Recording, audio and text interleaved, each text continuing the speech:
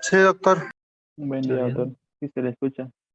Muy bien. Entonces, continuaremos con el avance de la asignatura. Hoy vamos a ver un nuevo tema. Vamos a hablar sobre el flujo sanguíneo muscular y el gasto cardíaco durante el ejercicio. Además, vamos a complementar con la circulación coronaria y la cardiopatía isquémica.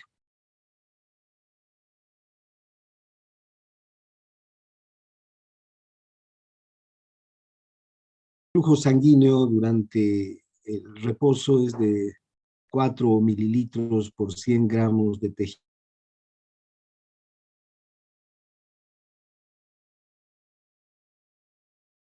Al flujo de otros tejidos que es alto. Sin embargo, el músculo esquelético puede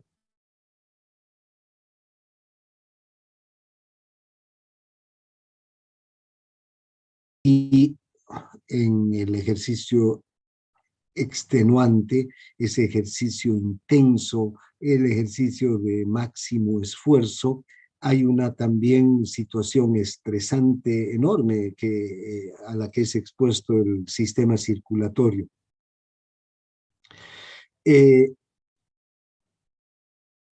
Recordemos que la masa corporal del músculo esquelético es muy grande. Un 60% de nuestra masa corporal de una persona, digamos, sana, joven, es músculo.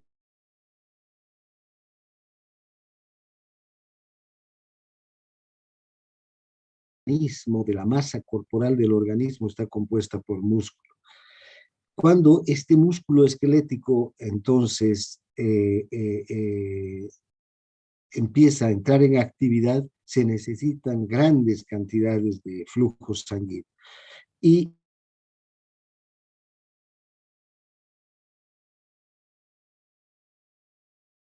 entre 6 a 7 veces en un atleta bien entrenado. En una persona que no es atleta y que requiere un esfuerzo extremo para realizar alguna actividad física, entonces el gasto cardíaco de 5 litros por minuto es totalmente insuficiente para una masa muscular que está demandando nutrientes, está demandando oxígeno y, desde luego, esa demanda de nutrientes y de oxígeno condiciona un incremento enorme del flujo sanguíneo hacia los músculos. Ahora, vean, durante el reposo, la velocidad del flujo sanguíneo a través de los músculos sería de 3 a 4 mililitros por minuto en 100 gramos de tejido. Durante el ejercicio extremo puede llegar a 100 a 200 mililitros por minuto por cada 100 gramos de tejido. En un atleta bien entrenado puede fácilmente llegar hasta 200 mililitros por minuto por 100 gramos de tejido. Cuando un atleta entonces está realizando su máximo esfuerzo, ¿no? Ahora, este flujo a través del músculo, como ya hemos visto también cuando hemos hablado de músculo esquelético, no es continuo, es intermitente, digamos, ¿no? El flujo aumenta y disminuye con cada contracción muscular. Si ustedes pueden observar, aquí tenemos esta gráfica que nos muestra el ritmo del ejercicio, ¿no? La frecuencia de ejercicio de la contracción muscular y el flujo sanguíneo. Estos serían el ritmo al que es sometido el músculo cada vez que se contrae, y se relaja. Se contrae y se relaja el músculo. Bien, ahora vean cómo el flujo sanguíneo de 4 mililitros por minuto por 100 gramos de tejido puede incrementarse cuando el músculo empieza a entrar en acción, ¿no? Con cada relajación va a aumentar el flujo y con cada contracción va a disminuir. Y a medida que el ejercicio es más intenso, ¿vean?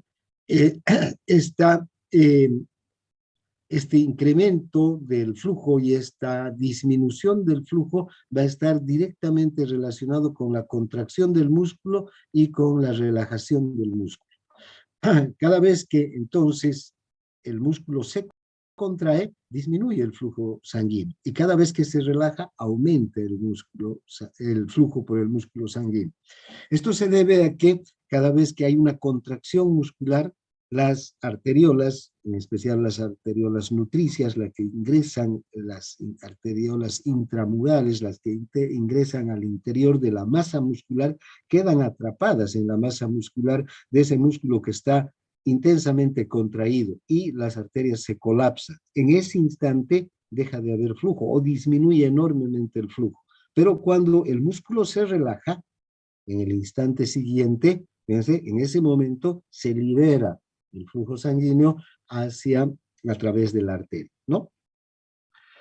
Eh, ahora, durante el ejercicio intenso, todos los capilares se van a abrir cuando hay esta cantidad de flujo sanguíneo que está llegando de manera intermitente con cada relajación.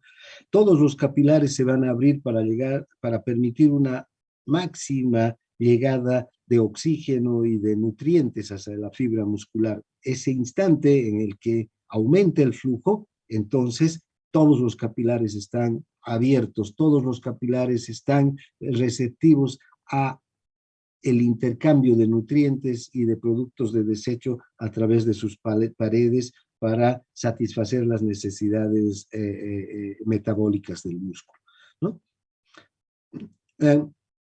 El flujo sanguíneo entonces es menor durante la contracción que entre cada contracción. Ahora, ¿cómo se regula el flujo sanguíneo local a nivel del músculo? Si ustedes recuerdan, cuando hemos hablado de la regulación del flujo sanguíneo a nivel local, todos los tejidos, hemos dicho que hay dos teorías. Para empezar, el flujo sanguíneo se regula a nivel local. Eso ya está, digamos, determinado, ¿no? Ya es una verdad científica. Que cada tejido regula la cantidad de flujo sanguíneo que le va a llegar. Y esta regulación del flujo sanguíneo por cada tejido está de acuerdo generalmente a la actividad, al metabolismo del tejido. Cuando aumenta el metabolismo, aumenta el flujo. Cuando disminuye el metabolismo, disminuye el flujo. Aumenta la actividad y aumenta el flujo. Disminuye la actividad y disminuye el flujo. Directamente relacionado con el metabolismo y la actividad. Ahora, recuerden las dos teorías, la teoría vasodilatadora y la teoría de la falta de oxígeno, por las que se explica el motivo por el que aumenta el flujo sanguíneo. Para que aumente el flujo sanguíneo hacia cualquier tejido, y en este caso hacia los músculos, tiene que haber una vasodilatación, porque de lo contrario no puede aumentar el flujo. Tiene que dilatarse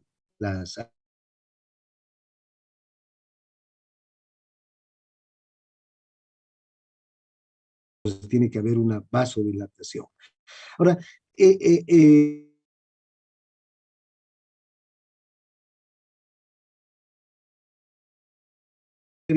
una al aumento de las sustancias vasodilatadoras. Cuando hay un mayor metabolismo, el tejido, el propio tejido, en su actividad metabólica, produce, sintetiza una serie de sustancias, entre ellas la adenosina. La adenosina es una sustancia vasodilatadora que cuando se une a un receptor que tiene en el músculo liso de las arteriolas, produce relajación del músculo liso arteriolar.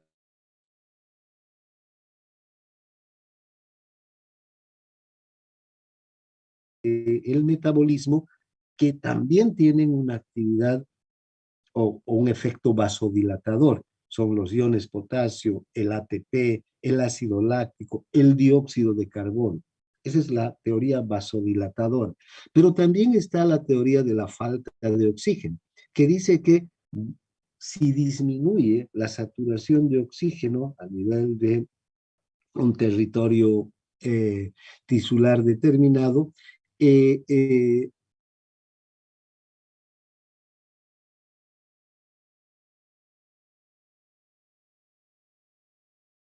intenso durante el ejercicio, el músculo consume una gran cantidad de oxígeno para sus necesidades metabólicas. Y al consumir el oxígeno, disminuye la saturación de oxígeno en la sangre arterial de ese territorio, del territorio que corresponde al músculo que está en actividad. Y esa disminución en la saturación de oxígeno, esa falta de oxígeno, produciría vasodilatación. Entonces, fíjense, estas dos teorías, de las que ya hemos hablado, se cumplen también aquí en la regulación del el flujo sanguíneo a nivel local de cada músculo esquelético cuando éste entra en acción. Disminuye el oxígeno, aumentan las sustancias vasodilatadoras como consecuencia del metabolismo y los vasos se dilatan. Y al dilatarse, conducen mayor cantidad de sangre. Ahora,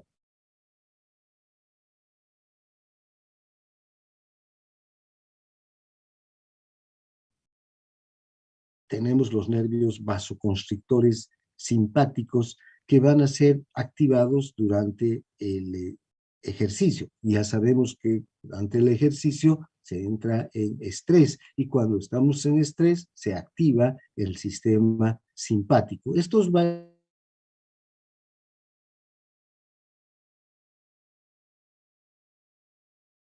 nerviosas. Y la noradrenalina actúa sobre receptores alfa 1 y tienen un efecto vasoconstrictor. Este efecto podría disminuir el flujo sanguíneo a nivel a través.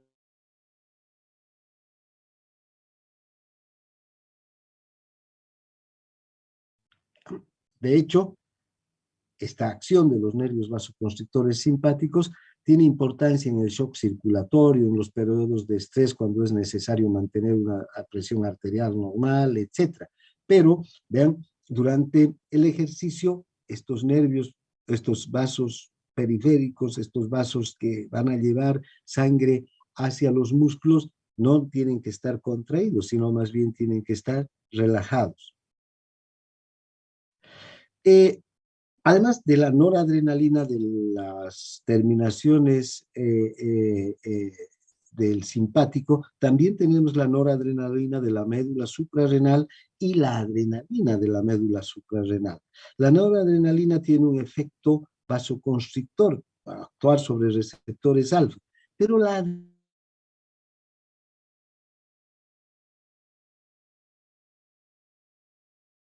visto es que vayamos aquí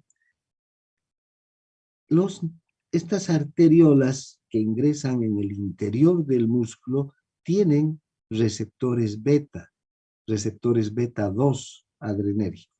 Estos receptores beta 2 están vinculados con una disminución de la concentración de AMP cíclico y lo que hacen es producir relajación.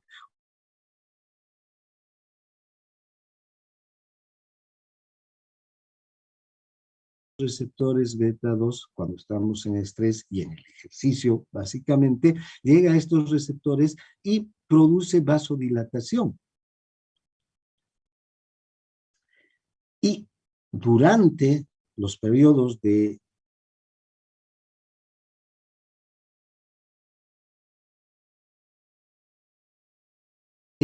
es que se incrementa el flujo sanguíneo por que hay una mayor cantidad de sangre que está llegando hacia los músculos, sino que además hay una vasodilatación. Eh, eh, eh, Gracias a la acción de la adrenalina sobre estos receptores beta que están en las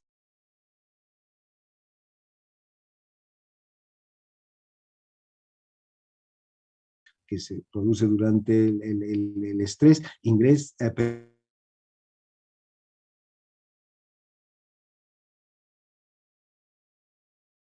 arteriolas endocárdicas para permitir que el flujo sanguíneo se incremente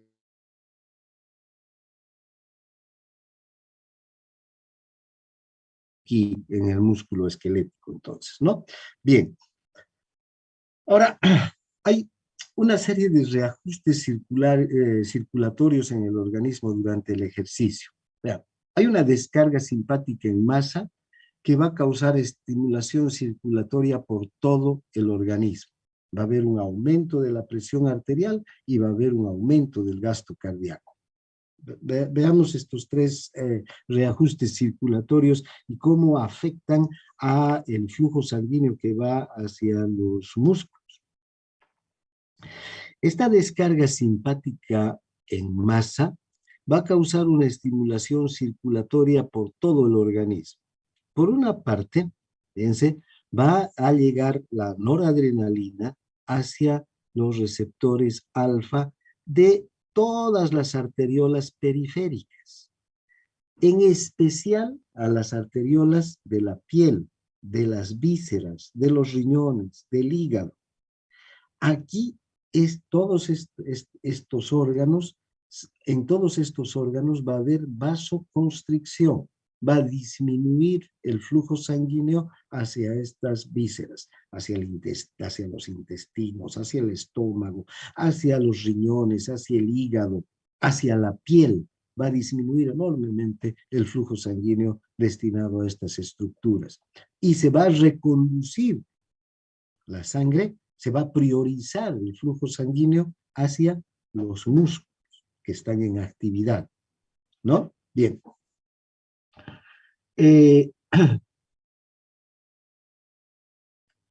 Además, a nivel de las venas, también va a haber una acción de la noradrenalina. Y la noradrenalina sobre las venas va a producir una contracción venosa. Y si hay una contracción venosa, fíjense, toda la reserva de sangre que tenemos en las venas va a ser conducida hacia las cavas y de las cavas a la aurícula derecha. ¿Y qué es lo que va a aumentar? Va a aumentar el retorno venoso. Y ya sabemos que si aumenta el retorno venoso, aumenta el gasto cardíaco. Entonces, vean cómo esta descarga simpática en masa va a aumentar la presión arterial al producir la vasoconstricción arteriolar periférica a nivel de la piel y de todas las vísceras. Y además va a aumentar el gasto cardíaco por la contracción de las venas, ¿no? Que aumentan el retorno venoso. Algo que hay que mantener siempre en la cabeza es que esta descarga simpática en masa no va a afectar a las arteriolas que se dirigen hacia los músculos. ¿Quiénes van a controlar la cantidad de sangre que va a ir hacia los músculos? Son los factores locales.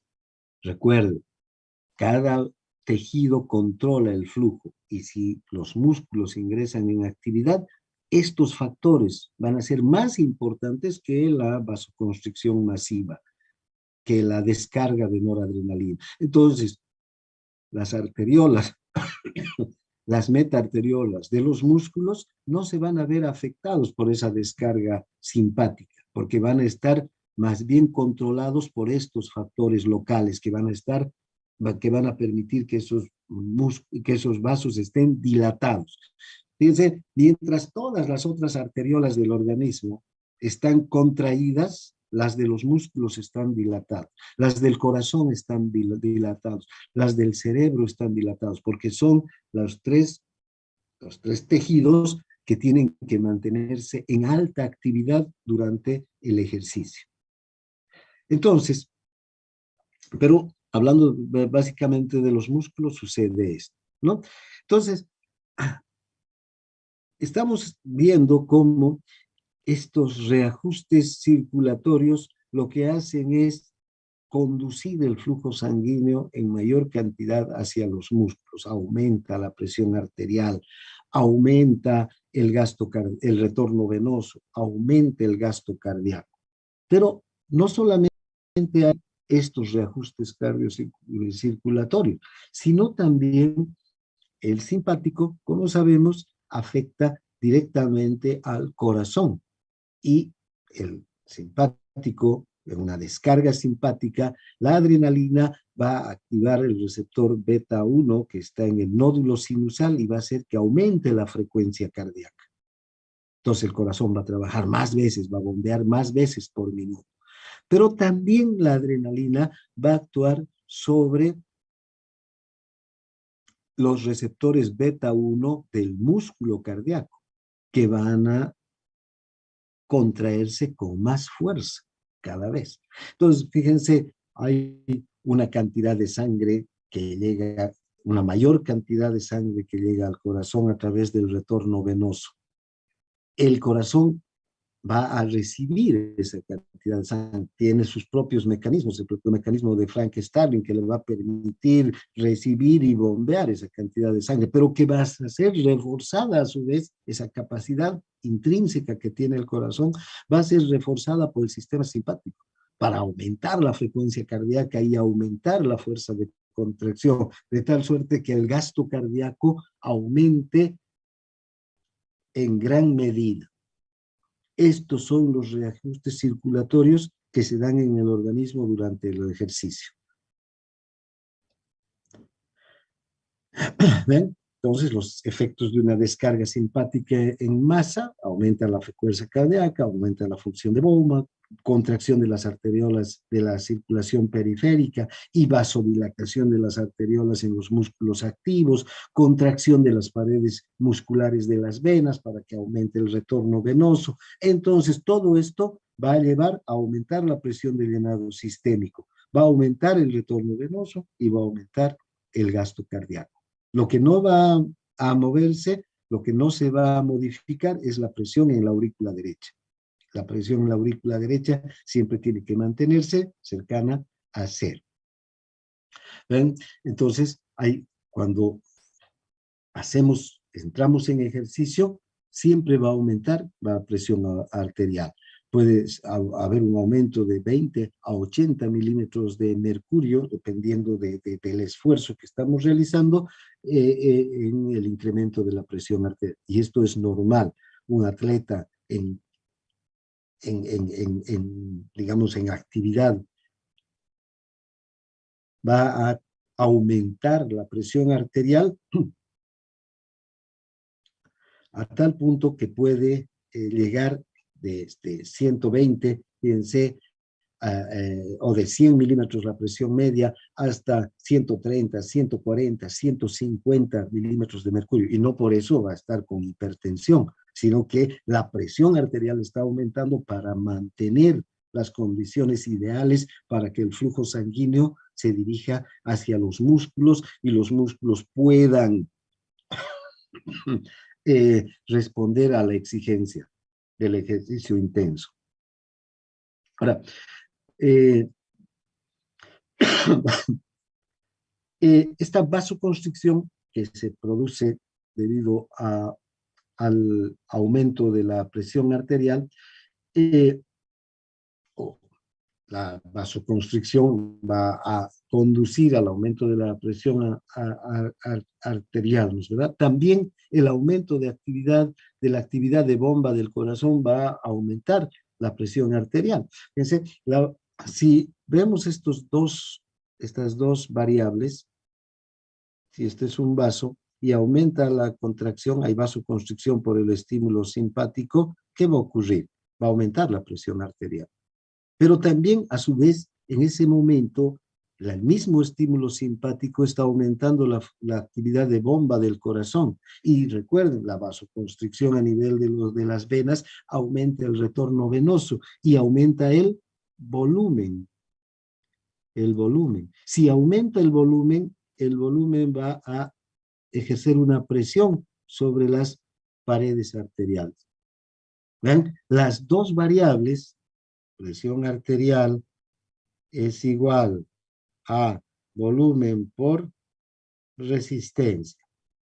Aquí la vasoconstricción es la resistencia, aumenta la resistencia. Y el volumen, el flujo sanguíneo que está llegando, vean, aumentado por el gasto cardíaco, también va a aumentar. Y las dos variables, presión arterial, volumen por resistencia, las dos están aumentadas, con lo que va a aumentar la presión arterial. Por eso es que el aumento de la presión arterial durante el ejercicio es alto, se da y es normal, ¿ya? Vean, una persona que está... ahora, esta presión arterial aumentada durante el ejercicio permite que la sangre se redistribuya y que llegue hacia los músculos. Entonces hay una, como les diría, una descarga, ¿no?, del sistema circulatorio. No se concentra en las arterias y en las venas y en las arteriolas esta presión, sino que se está descargando hacia el sistema muscular para que el sistema muscular tenga el flujo sanguíneo necesario para cumplir con sus funciones metabólicas. En que este experimento, una persona que está de pie en una escalera y que clava un clavo en el techo, puede tener un aumento de la presión media que puede llegar hasta 170 milímetros de mercurio. Pero este es un aumento muy alto de la presión arterial porque hay un esfuerzo grande y una tensión muy grande para que la persona se mantenga de pie en una escalera y que al mismo tiempo esté clavando un clavo en el techo. Aquí, vean, los únicos músculos que realmente están en actividad son los del brazo que están clavando el clavo, pero el resto de los músculos están en gran tensión para mantenerse de pie en la escalera. Todo ese estrés hace que aumente la presión a niveles bien altos, ¿no? Ahora, hay un solo grupo, pequeño grupo muscular que está descargando, digamos, la tensión, el estrés que se genera durante esta actividad. Pero ¿qué sucede cuando un atleta o una persona está nadando? Fíjense, todos los músculos de la persona están en actividad. Entonces, al estar todos los músculos en actividad, el flujo sanguíneo se distribuye hacia todos los músculos de las piernas, de los brazos, del tronco. Y aunque sube la presión arterial, y aunque el nadar es una actividad física intensa, la presión arterial no sube tanto como en esta persona que está clavando un clavo en el techo. La presión arterial media, ¿eh? Solamente va a aumentar entre 20 a 40 milímetros de mercurio.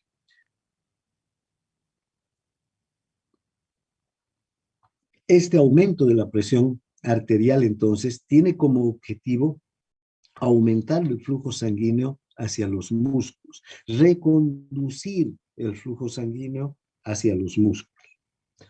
Para eso aumenta la presión arterial durante el ejercicio. Vean cómo aumentan las curvas de gasto cardíaco y de retorno venoso durante el ejercicio. La curva negra es la curva de retorno venoso y de gasto cardíaco normales, ¿ya? Una persona normal, ¿vean? Va a tener una curva de retorno venoso que nos muestra que a 0 milímetros de mercurio de presión en la aurícula derecha, vamos a tener un gasto cardíaco de 5 litros por minuto y una presión media de llenado sistémico de 7 milímetros de mercurio. En una persona normal, digamos, no, que no es atleta, hablaremos de una persona que no es atleta, el gasto cardíaco puede llegar hasta 13 litros por minuto, ¿no?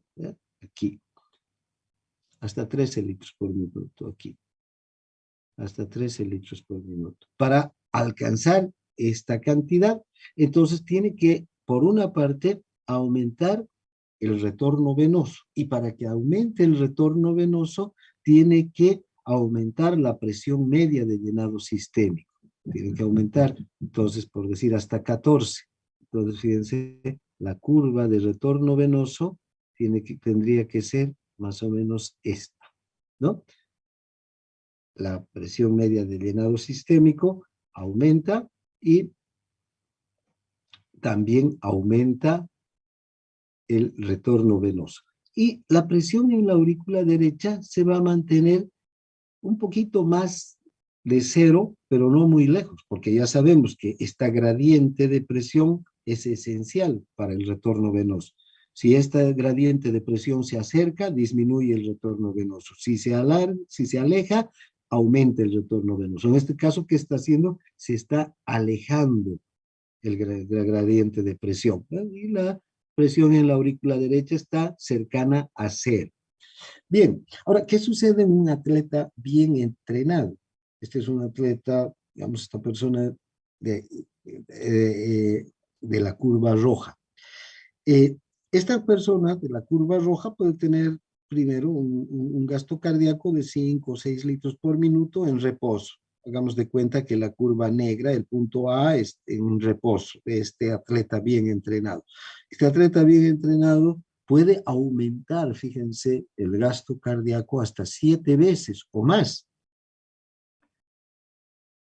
¿Qué es lo que va a aumentar?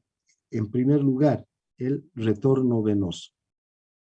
Y el retorno venoso va a aumentar gracias a que aumenta la presión media de llenado sistémico.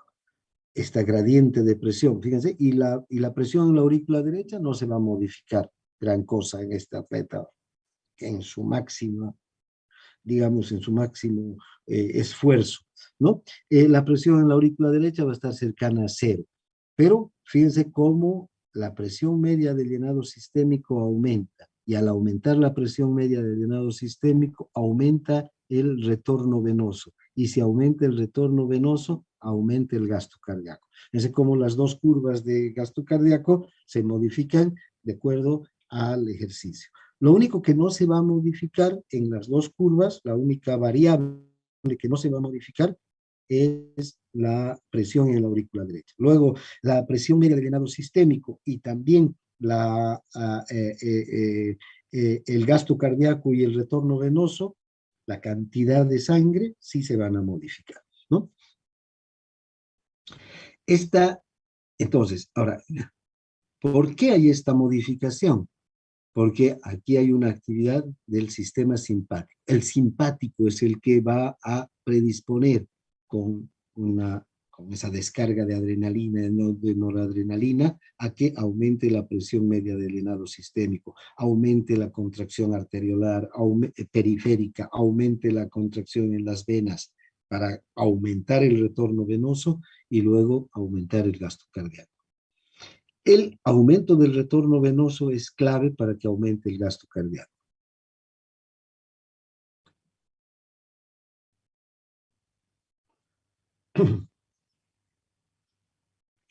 Además, vean, cada vez que aumenta eh, el gasto cardíaco, también es necesario que aumente la frecuencia cardíaca y la fuerza de contracción del corazón. El corazón tiene que responder entonces a estas exigencias que le impone este retorno venoso para aumentar el gasto cardíaco. De lo contrario, si el corazón sigue funcionando a 70 latidos por minuto y eyectando 70 ml en cada sístole, no va a poder eyectar más que 5 litros por minuto hacia la aorta. Y si llega 10 litros por minuto desde el retorno venoso, el corazón no va a ser capaz de responder a esa exigencia. Entonces, cada vez que aumenta el retorno venoso, ¿vean? Se ponen en marcha todos estos mecanismos para que el corazón también esté capacitado y pueda responder a esa exigencia mayor de bombear sangre, de bombear el doble de sangre, bombear 10 litros por minuto hacia la circulación. Y también el simpático, entonces, cuando produce una estimulación generalizada, lo que va a hacer es aumentar la presión media de llenado sistémico, ¿no? Un atleta bien entrenado puede llegar hasta 20 o más, incluso. Hay atletas que pueden llegar hasta 35 litros por minuto, estos atletas altamente preparados, estos maratonistas de fondo, estos ciclistas que corren, que se dio, tienen competencias de altísima exigencia y de donde tienen que entregarse al máximo, en especial en los últimos momentos de la competencia, cuando ya se está definiendo la competencia, ahí el corazón es capaz de bombear hasta 35 litros por minuto para satisfacer la exigencia de músculos, de corazón y de cerebro que están en una actividad, pero es altísima.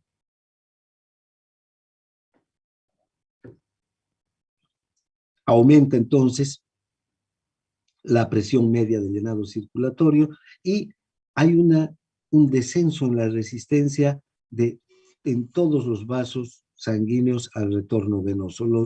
No hay Una pregunta. resistencia al retorno venoso. ¿Sí? Dime.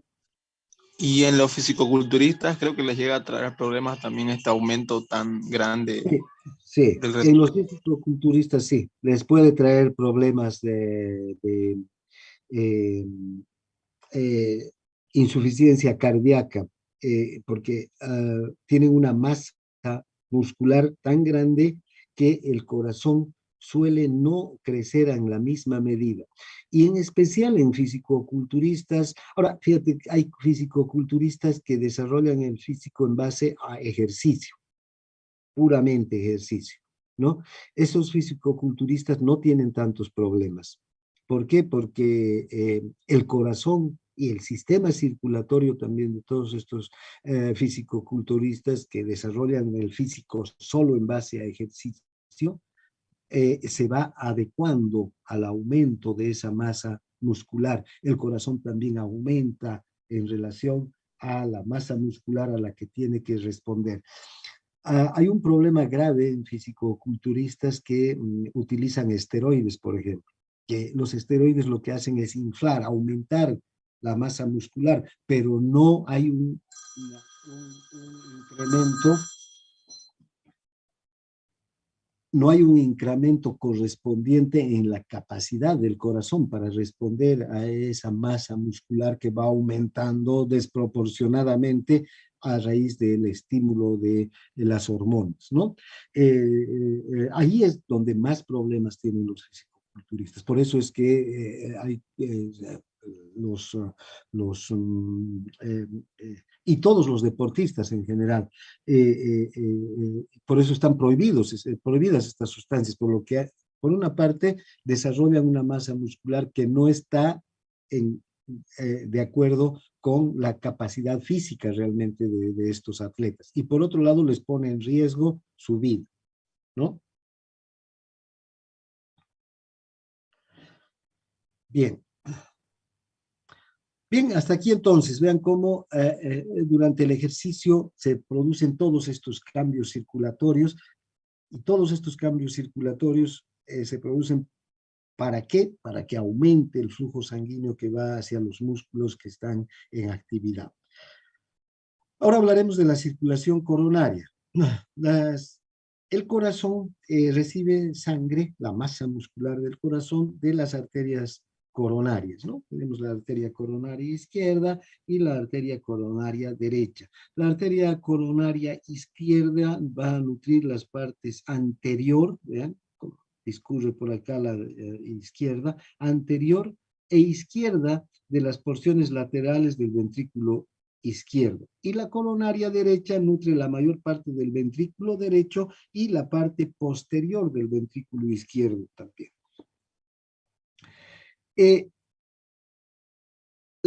También la sangre que llega al corazón es recogida por las venas, ¿no? que están en el corazón. La mayor parte del flujo sanguíneo venoso coronario del músculo ventricular izquierdo vuelve hacia la aurícula derecha a través del seno venoso. Directamente va a ir hacia la aurícula derecha. En cambio, el ventrículo derecho va a volver a través de las venas cardíacas anteriores hacia también la aurícula derecha. Las venas de Tevesio van a vaciar, en cambio, directamente sobre todas las cámaras, tanto ventrículos como aurículas. Esta característica de estos senos venosos que vacían su sangre en la aurícula derecha hace que la sangre oxigenada que está viniendo de los pulmones hacia el ventrículo izquierdo tenga una modificación, ¿no? en su concentración. Bien, ahora, ¿cuál es el flujo coronario normal? ¿Cuánto de sangre le llega al corazón durante el reposo y durante el ejercicio? Durante el reposo, es decir, cuando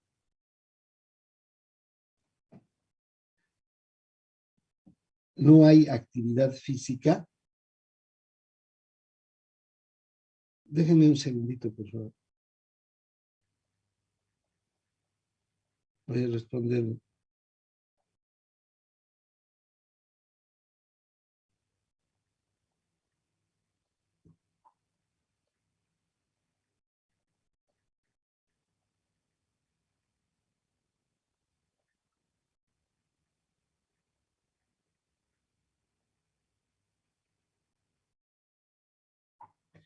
Bien, entonces, cuando estamos en reposo, con un gasto cardíaco de 5 litros por minuto, el flujo coronario normal, es decir, la cantidad de sangre que le llega al corazón para cumplir con su actividad metabólica, es de unos 225 mililitros por minuto, un 4 a 5% del gasto cardíaco total.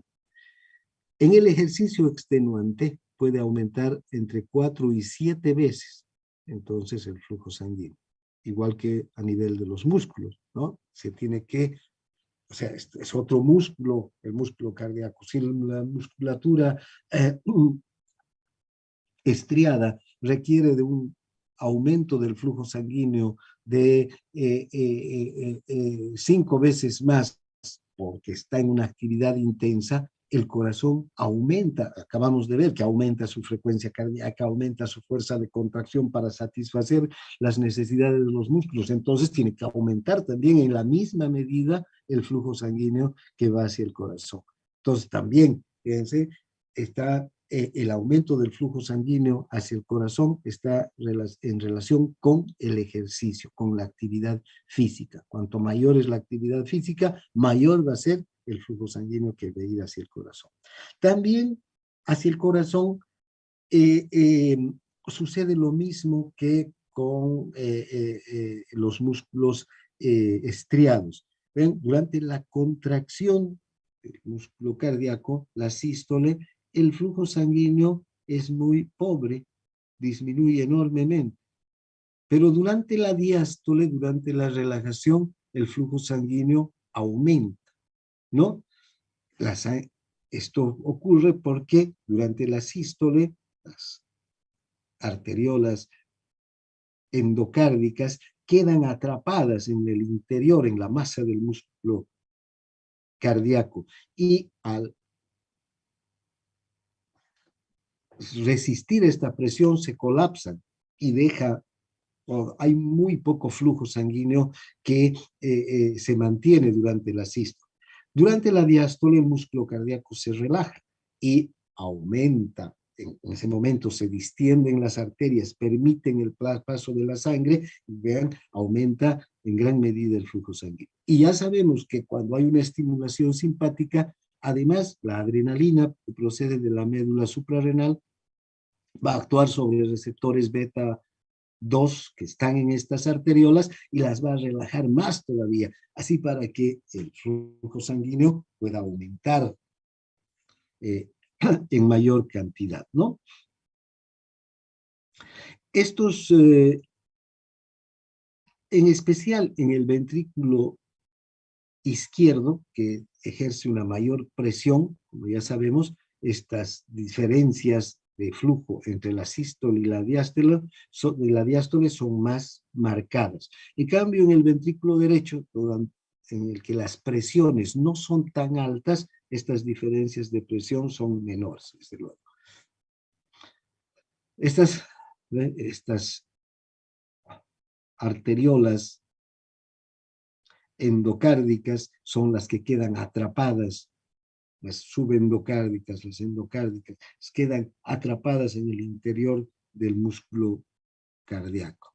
Ahora, el principal control del flujo sanguíneo coronario, también como cualquier otro tejido, es el metabolismo, ¿no? Si aumenta el metabolismo del músculo cardíaco, aumenta el flujo sanguíneo coronario. Los 225 mililitros que llegan por minuto pueden aumentar a 500 mililitros por minuto, de acuerdo a las necesidades de flujo que tenga el corazón. Si aumenta la actividad, si hay taquicardia, hay un incremento de la fuerza de contracción del corazón, entonces va a aumentar la necesidad de flujo sanguíneo. Y está uno de los factores que más que tiene una mayor influencia o es determinante en el incremento del flujo es la demanda de oxígeno. El corazón es muy sensible también a las disminuciones en la oferta de oxígeno, ¿no? De hecho, cuando disminuye el flujo sanguíneo hacia el corazón, hay taponamiento de arterias, de las arterias coronarias, hay ya sea por una disminución del diámetro, como ocurre durante la arteriosclerosis, o por un coágulo que puede ocluir el paso del flujo sanguíneo, ¿vean? El corazón inmediatamente se resiente si hay esta disminución del flujo sanguíneo. Puede haber una angina de pecho, generalmente cuando disminuye el diámetro de las arterias se puede producir una angina, una crisis anginosa, y si se bloquea se produce una isquemia del músculo cardíaco, ¿no? Entonces es muy sensible a la disminución de oxígeno. Entonces, el oxígeno es el principal factor que va a regular el flujo sanguíneo a nivel del corazón. Y también, desde luego, hay un control por parte del sistema nervioso autónomo del flujo sanguíneo coronario. Y de hecho, por ejemplo, hay anginas que dependen de estimulación simpática. Muchos pacientes que tienen una situación de estrés, de emoción intensa, el simpático entra ahí a controlar todo y disminuye el diámetro de las arterias coronarias y les produce una crisis anginosa, ¿no? Pero normalmente el sistema nervioso autónomo participa también del control del flujo sanguíneo coronario. Ahora, vean, ¿qué sucede cuando disminuye el flujo sanguíneo hacia el corazón? Se puede producir una cardiopatía isquémica. Ya les decía hace un momento, la causa más frecuente para la disminución del flujo sanguíneo hacia el corazón es la arteriosclerosis. ¿Qué es la arteriosclerosis? El depósito de colesterol en el endotelio de las arterias. Este colesterol empieza a depositarse y, por una parte, va a producir, si esta es la arteria, y este es el colesterol que se empieza a depositar aquí, por decir, y aquí también, ¿no? Este colesterol que se deposita por toda esta íntima va a hacer que disminuya, desde luego, el diámetro de la arteria. Entonces ya no vamos a tener este diámetro. Y si disminuye el diámetro, disminuye el flujo. Va llegando cada vez menos cantidad de sangre. De hecho, el paciente que empieza a tener una cardiopatía por depósito de colesterol en las arterias coronarias, ¿qué es lo que va a sentir? Sube gradas y a la segunda, tercera o cuarta grada, antes podía subir, digamos, 4 pisos, 5 pisos fácilmente, llega al tercer piso y ya no puede respirar, le falta aire, ¿no? Y siente que el corazón trabaja más rápidamente. ¿Por qué? Porque ya no está llegando la cantidad de flujo que requiere el corazón para el esfuerzo al que está siendo sometido. Por otro lado, está el depósito de colesterol puede provocar que estos, por una parte, fíjense, no solo disminuye el diámetro, sino se endurecen las paredes arteriales. Y cuando estas arterias se tienen que dilatar o relajar, ya no responden, porque tienen una especie de coraza que los está impidiendo, que las está impidiendo que se relajen o que se contraigan. Es una estructura dura. Este colesterol se endurece y evita que las arterias se puedan distender. La capacidad de distensibilidad de las arterias se disminuye enormemente por el colesterol. Por otro lado, está también el colesterol puede producir resquebrajamientos en el endotelio y esto va a hacer que se empiecen a formar coágulos aquí y que también taponen más todavía las arterias. Y si un coágulo crece hasta ocluir totalmente la arteria, va a producir directamente una cardiopatía isquémica. ¿Eh? Esta oclusión aguda es muy frecuente por estos cuadros de hipercolesterolemia y arteriosclerosis, pero también se puede producir a consecuencia de un espasmo vascular coronario, cuando el simpático ejerce un efecto tan intenso sobre las arterias coronarias que puede llegar incluso a ocluir el flujo sanguíneo. Y luego se va a producir el infarto de miocardio. Luego de la oclusión, ¿qué va a pasar? Todo el territorio, las células que están después del lugar donde se ha producido la oclusión, van a morir por falta de oxígeno, por falta de nutrientes. Estas células van a morir y esa parte del músculo va a cesar en su función, ¿no? Y no van a responder a la contracción y a la dilatación. Va a producirse entonces ahí lo que se conoce como un infarto de miocardio.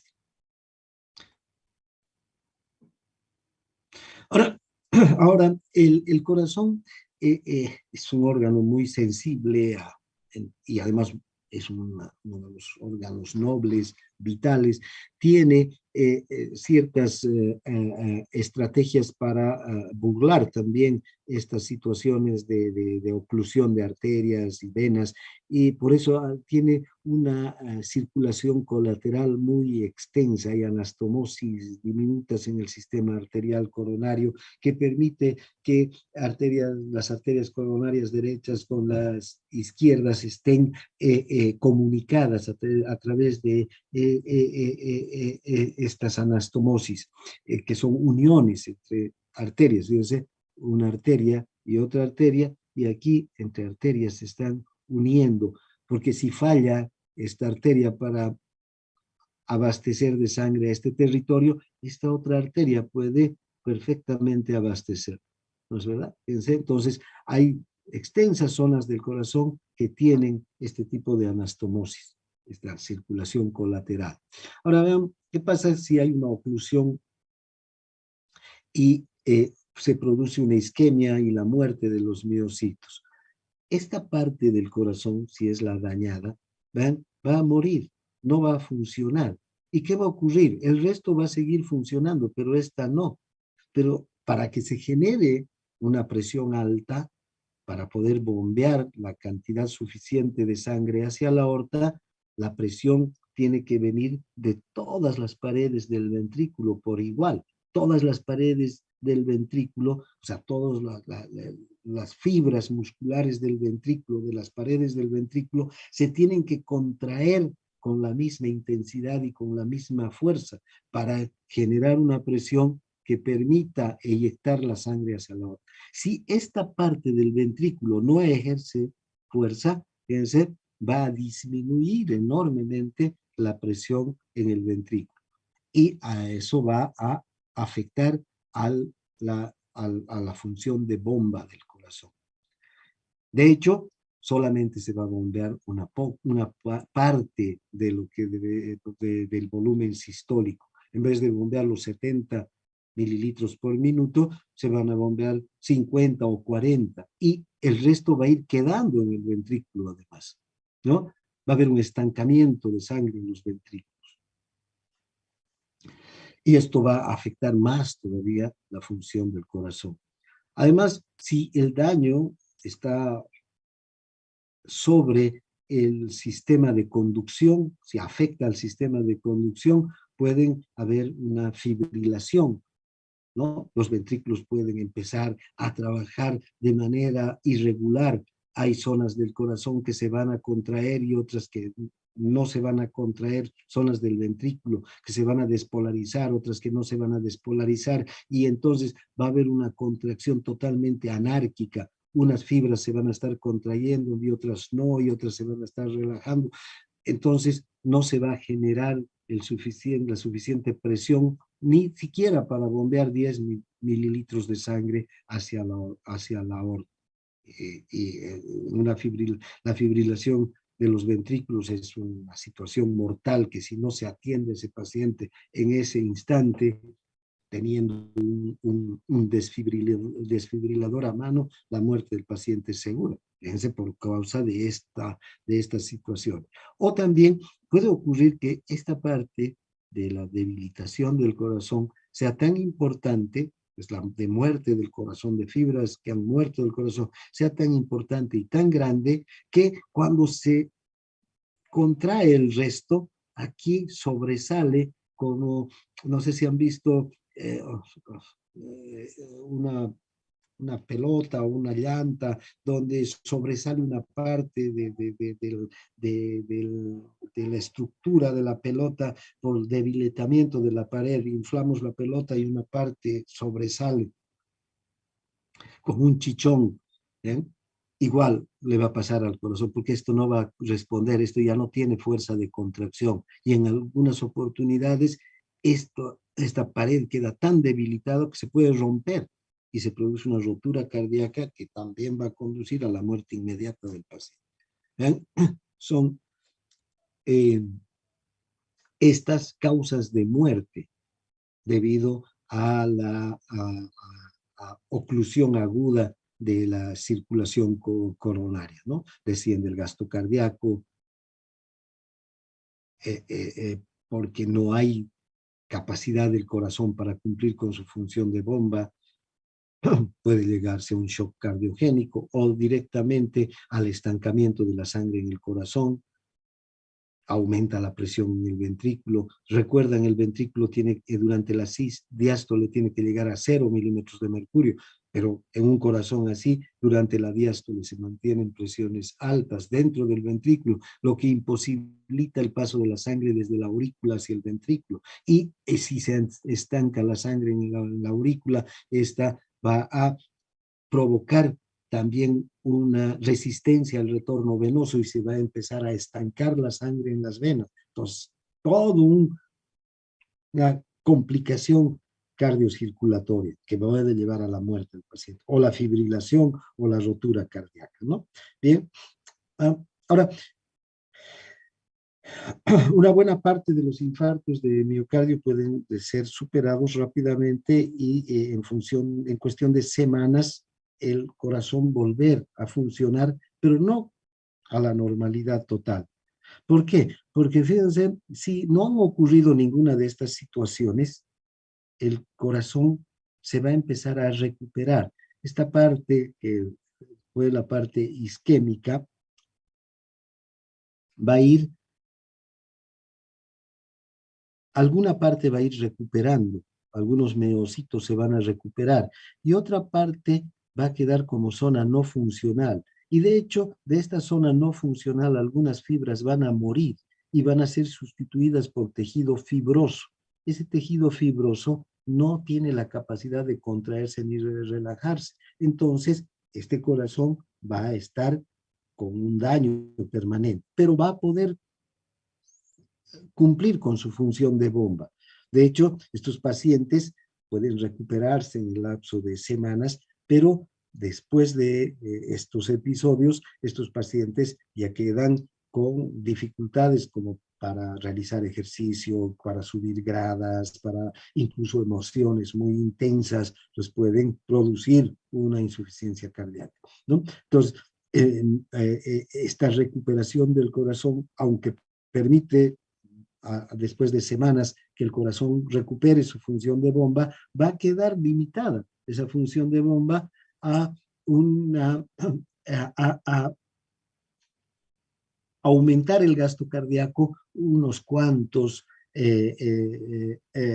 litros por minuto. Podrá aumentar a 6 a 8 litros por minuto, pero no va a tener la capacidad de aumentar a 13 litros por minuto como un corazón normal, ¿no? Cuando hay ejercicio. Bien, entonces hay también la angina de pecho, que es la contracción progresiva de las arterias. Generalmente esto se da cuando el sistema simpático se estimula demasiado, ¿no?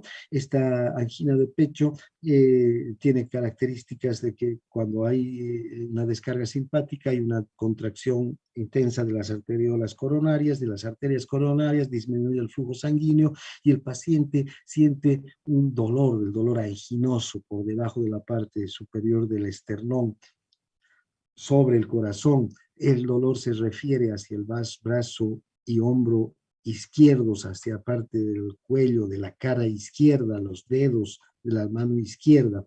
Es un dolor intenso. En general, estas crisis suelen presentarse de manera recurrente cuando el paciente hace un ejercicio intenso, cuando tiene emociones intensas, y el tratamiento está en base a vasodilatadores, nitroglicerina y otros nitratos, propanolol, que son bloqueantes beta, que van a ayudar a superar la angina de pecho. Las crisis anginosas suelen aparecer y pasar, pero son muy molestosas y producen una sensación muy desagradable de dolor y de angustia en el paciente, ¿no? Y pueden llegar a conducir con el paso del tiempo a la muerte de este paciente. Bien, aquí quedamos. Hasta aquí vamos a avanzar hoy. Bien, antes de terminar la clase, no sé si hay alguna pregunta.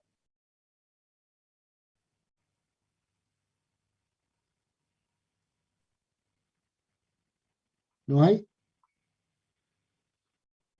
Bueno, si no hay ninguna pregunta, antes de terminar la clase, quiero eh, decirles que todos los años, en, en el marco de la asignatura, hacemos una investigación durante la vacación, durante las vacaciones.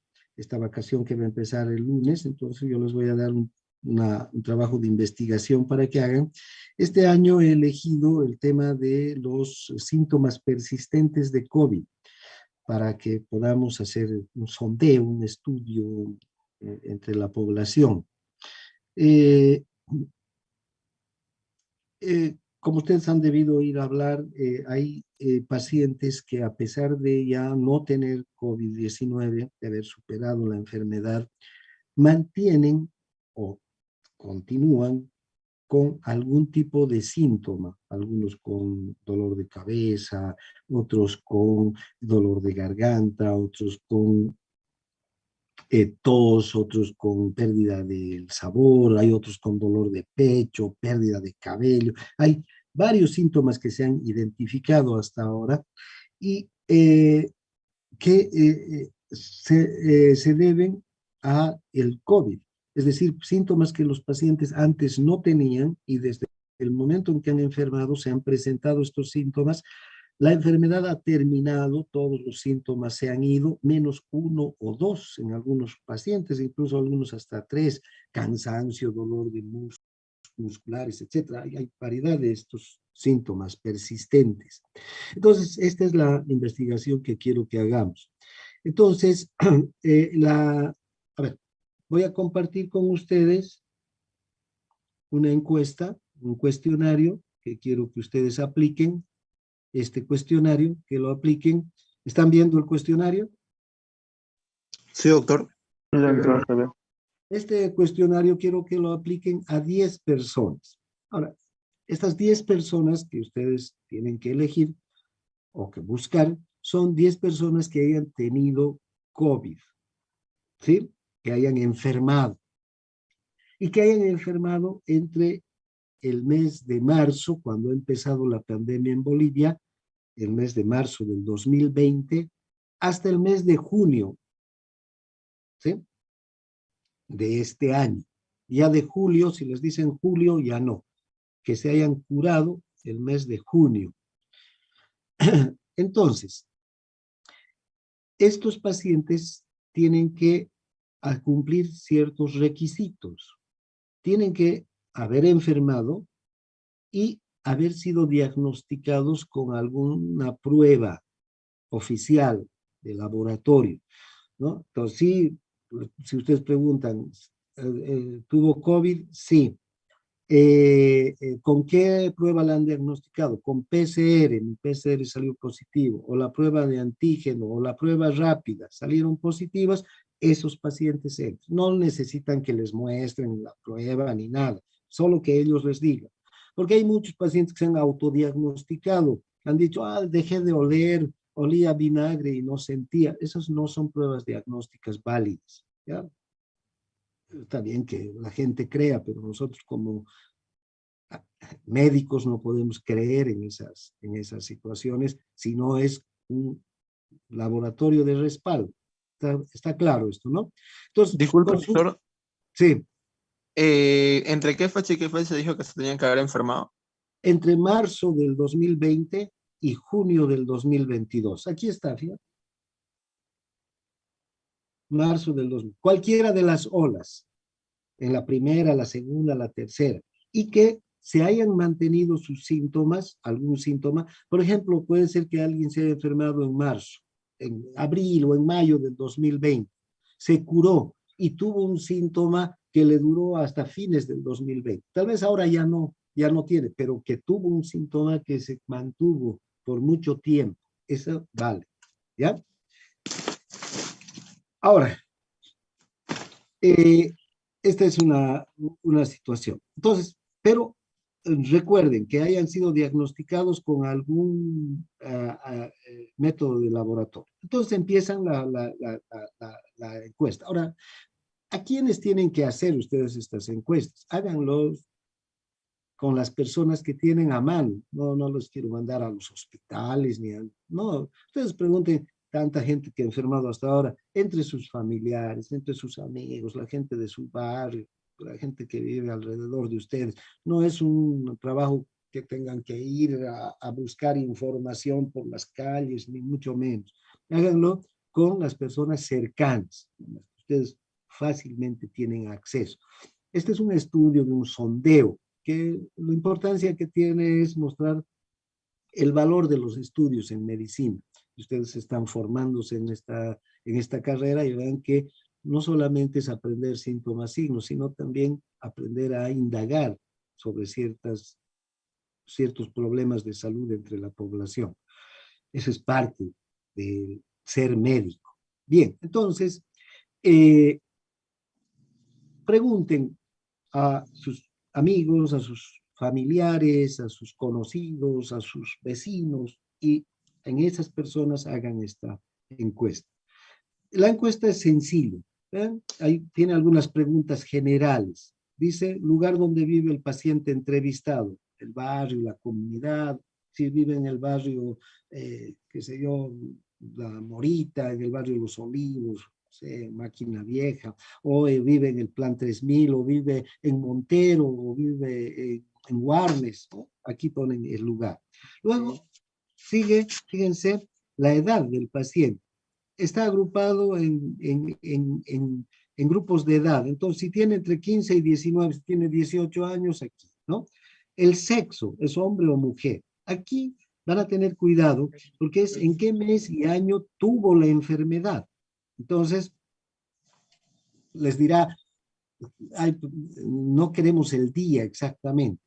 Ustedes pueden poner el mes y el año nada más, ¿sí? Digamos, les dice, me enfermé en mayo del año 2021. Suficiente, no hace falta mayor precisión, ¿de acuerdo? Luego, sí. Por tu desempeño en las Olimpiadas Anatómicas Nacionales. Bien, ahora, la prueba que le hicieron para el diagnóstico fue PCR, antígeno, otra. ¿Qué otra le han hecho? El curso clínico de la enfermedad fue leve. Si leve, quiere decir que tuvo muy pocos síntomas, no fue molestosa la enfermedad, pasó como si nada. Moderado es cuando la enfermedad fue machacona, el paciente se tuvo que quedar en casa, con algún tratamiento, etc. Pero ¿qué pasó? Eso es moderado.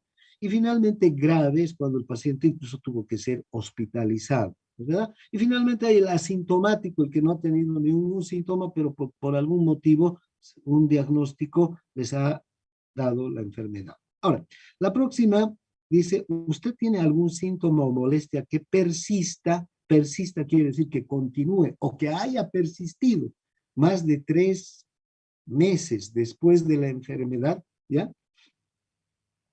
Si les dice sí, anotan aquí, y si no, anotan aquí. Y si les dice no, termina la entrevista. Ya no tienen que preguntar más. Porque si no tuvo ningún síntoma, ¿para qué seguir preguntando? Ahí acabó. Si les dice sí, entonces vean, aquí tienen este listado de síntomas, ¿no? Que son los que hasta actualmente recoge la literatura a nivel mundial. Cansancio, malestar general, náuseas, fiebre, dificultad para respirar, tos, dolor en el pecho, taquicardia, dolor de cabeza, hasta pérdida de cabello, ¿vean? Entonces, si el paciente les dice, sí, he notado que he tenido, por ejemplo, un dolor de estómago que me vino y que de tiempo en tiempo me vuelve a venir lo mismo y no estoy enfermo, pero es una molestia que se mantiene. Entonces, lo único que tienen que hacer es, ven, aquí, ese síntoma solamente, dolor de estómago, ¿no? Aquí, listo. Si era el único, ahí termina también la entrevista. Si les dice, tengo dolor de estómago y también diarrea, por decir, pueden ser 2 síntomas. Y alguno que otro les dirá, además, tengo tos que siempre me molesta, no me ha dejado la tos. No creo que queden más de 3 o 4 síntomas persistentes. Entonces, fíjense, la encuesta en realidad es corta, aunque aquí tienen muchos, no van a encontrar un paciente, aunque en medicina 2 más 2 no son siempre 4, ¿no? Vamos a ver que no creo que haya un paciente que tenga todos estos síntomas persistentes y que tengan que llenar todo del paciente. Generalmente van a ser 1, 2 o 3 máximo. Ahora, puede ser también que no hubiera un síntoma de estos y que el paciente les diga otra cosa, digamos, que no está dentro de estos. Entonces, anotan aquí, ¿no? Aquí abajito lo anotan, porque puede ser algo interesante, algo nuevo que se presenta en él, así como hay tantas referencias de síntomas persistentes, podría haber algo que un paciente siente y está bien que lo tomemos en cuenta. Entonces anotamos ese síntoma. Aquí hay espacio para que anoten. Bien, con lo que termina la encuesta. Una vez que tengan la encuesta, ¿hay alguna consulta sobre la encuesta? ¿A cuántas personas debemos realizarla, A doctor? 10, a 10, ¿ya? Máximo 10, 10. Ahora, si pueden unas cuantas más, mejor. Cada día dejo a ustedes, pero por lo menos 10 pacientes, ¿sí? A 10 personas. Esto lo pueden hacer durante toda la vacación. No tienen no es para mañana, para pasado. Váyanlo haciendo con calma. Encuentran a alguien que tuvo, háganle la encuesta. ¿Está claro? Sí. Finalmente, aquí tienen que poner el nombre del estudiante y su registro, ¿ya? Estas encuestas me van a entregar en la primera semana después de clases, ¿ya? Porque yo los voy a hacer procesar estas encuestas en una base de datos. Pero, mientras tanto, quiero que ustedes, además, para completar todo esto, eh, voy a dejar de compartir. Quiero que ustedes... ¿dónde estamos? ¿Cuál es? Creo que está.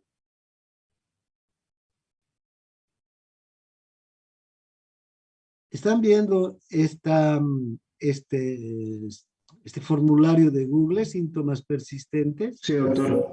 Bien, quiero que ustedes agarren sus 10 encuestas y las metan en este formulario. También, fíjense, es muy sencillo esto y una vez que tienen la encuesta no tienen ni que escribir, a no ser solo su nombre, el nombre de ustedes, el nombre de su registro y luego es prácticamente ir incorporando, metiendo la información de la encuesta, ¿no? El lugar donde vive el paciente, la edad, seleccionan una de las edades, hombre, mujer, en qué mes tuvo la enfermedad. Aquí quiero que, si cuando van a entrar a ¿dónde está?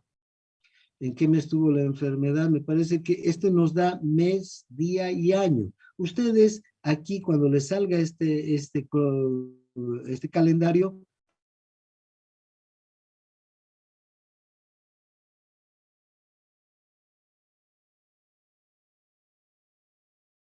no hay problema. No necesitamos la precisión del día. Lo que sí necesitamos es la precisión del año y del mes para identificar un poco las olas que han ido viniendo una tras otra, las variantes también que se han ido presentando de acuerdo a cada una, al periodo de tiempo.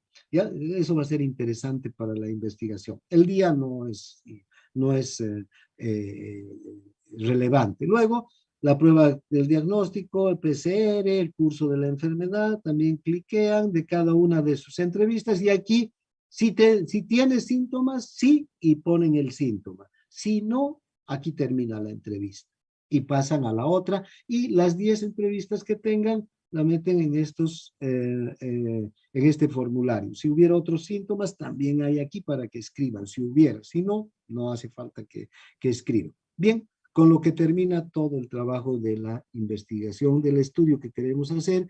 Esto lo vamos a procesar y luego vamos a analizar entre nosotros y lo vamos a compartir a nivel de la carrera para ver un poco también el trabajo que se hace a nivel de curso, ¿no? De que los estudiantes no solamente hacen actividad en aula, en laboratorio, sino también hacen actividad de investigación. Bien, eso es todo lo que quería compartir con ustedes. ¿Alguna pregunta? Usted nos va a compartir el cuestionario, ¿no? En la entrevista. Correcto. A ver, sí, muy bueno. Bien, yo les voy a poner tanto el cuestionario, en la entrevista, unas instrucciones también para que puedan guiarse mejor en el WhatsApp, ¿ya? Pueden ustedes descargar el cuestionario e imprimirlo y ese utilizar, pero también pueden, a partir de hoy día, pedir el cuestionario a don Alfredo, ¿ya? Yo he dejado ya un modelo donde don Alfredo, y ustedes van, le dicen, dame 10 hojas del cuestionario, 10 modelos 10 ejemplares del cuestionario del doctor Rivera, y él les va a dar, no tienen que pagar nada, él les va a dar, yo voy a arreglar con don Alfredo eso, ¿ya? Entonces ustedes recójanlo, si tienen, ahora sí, si les facilita a ustedes imprimir en su casa y la molestia ir donde don Alfredo, no lo hagan. Pero si no, don Alfredo les va a dar. Él se los va a imprimir ese ratito, se los va a fotocopiar y les va a entregar los 10 ejemplares para que ya puedan empezar la investigación. ¿De acuerdo? Pero de todas maneras, ustedes van a tener un archivo del cuestionario y un archivo de las instrucciones para que puedan hacer. Y van a tener también la dirección de formularios, de este formulario de Google para incorporar la información al formulario. ¿Alguna pregunta? Si no hay más preguntas, aquí Doctor, ¿sí? y si ¿Sí? alguna persona ha tenido más de 2 veces, digamos, más Está de bien. una vez, 2 veces. Que ha venido, puede ser que haya tenido más de 2 veces, ¿no? Y si, por ejemplo, si ha tenido más de 2 veces y no ha quedado ningún síntoma, pónganle la fecha de la primera, de la segunda, no importa, ¿sí? Si ha tenido más de 2 veces y en alguna de esas le ha quedado un síntoma, entonces pónganle la fecha de la vez que ha tenido el síntoma persistente. ¿De acuerdo? Por ejemplo, Okay, puede haber tenido en marzo del 2021 y ahí no le ha quedado ningún síntoma persistente. Y luego el año pasado, en diciembre, ha tenido otra vez, ¿ya? Y ahí le ha quedado un dolor de cabeza o falta de olfato o una distorsión en el sabor, ya no siente los mismos sabores que como sentía antes, nota diferencias, entonces la fecha de diciembre del año pasado. ¿De acuerdo? Listo, doctor. Gracias. Muy bien, entonces en eso quedamos. Nos vemos mañana en clases para continuar con el avance de la asignatura. Gracias por su participación. Nos vemos en práctica.